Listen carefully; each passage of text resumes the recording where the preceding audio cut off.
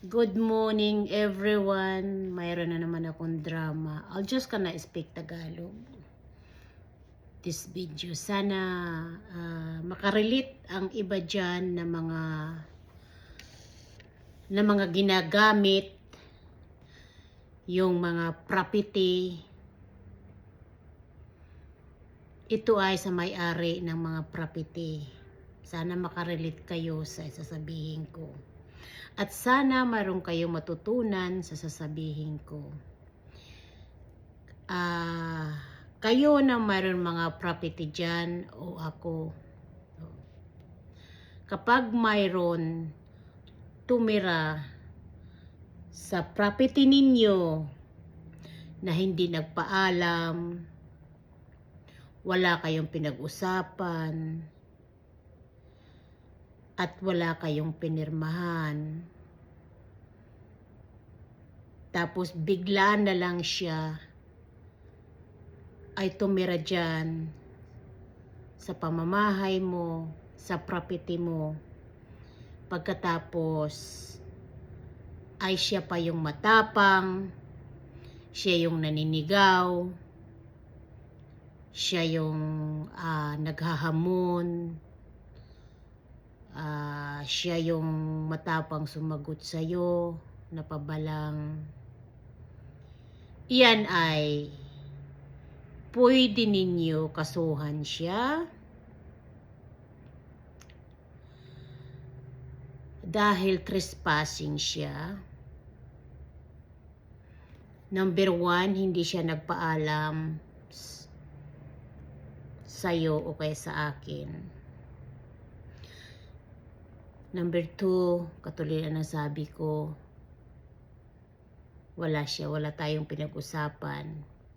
Kaya ang ganyan ng mga bagay na yan ay pwede ninyo kasuhan, pwede ninyo palayasin siya, katulad ko. Halimbawa ako, ganyan. Ito ay payo lang sa lahat. Lalo na yung naghahari-harian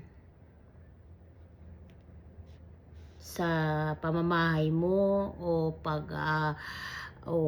kung ano man pag-aari mo dyan o sa lupa mo.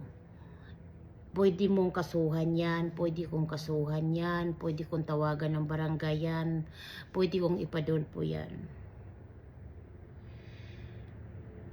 Wala talaga siyang lusot dyan, wala kang lusot. So ang payo ko dyan lang sa mga tao na tumitira o nanggagamit sa bahay ng may bahay, sa lupa ng may lupa, dapat umalis ka na lang pag pinapaalis ka na ng may-ari, kasi trespassing ka sa akin o kung sino pa naman ang may mga ari dyan. Kahit kamag-anak yan, kapag walang concern ang may-ari ng bahay na tinirahan mo o kaya lupa na tinirahan mo, ay trespassing ka dyan, may kaso ka dyan. Kaya pwede kang ipabarangay. Kung hindi ka makukuha sa usapan, sa 10 paspasan, barangay lang yun. Ang ibig kong sabihin. Ngayon, kung hindi makuha sa barangay, ade, lumapit sa pulis. Ngayon, kung hindi makuha sa pulis, lumapit tayo kay Dulpo. Ganon ang gagawin ko. Ito ay para sa lahat ng mga tao na walang respeto sa may-ari ng bahay, sa may-ari ng lupa, bigla na lang titira dyan na hindi nagpaalam sa may-ari ng lupa at may-ari ng bahay. Pagkatapos siya pa o ikaw pa ang matapang sumagot na pabalang-balang at number 1, anong karapatan mo? At saka hindi ka naman kamag-anak hindi ka naman kadugo, o kahit kadugo ka, o kahit kamag-anak ka, o malapit ka man sa kamag-anak, wala ka pang karapatan na manatili dyan sa lupa na may lupa, bahay na may bahay, lalo na kung pinapaalis ka dyan. Ito ay payo ko lang sa lahat, lalo na yung mga tumitira dyan sa mga bahay ninyo at lupa dyan, ay walang mga hiya, walang mga utang na loob, ay kailangan na talagang paalisin yan. Ito ay karanasan ko.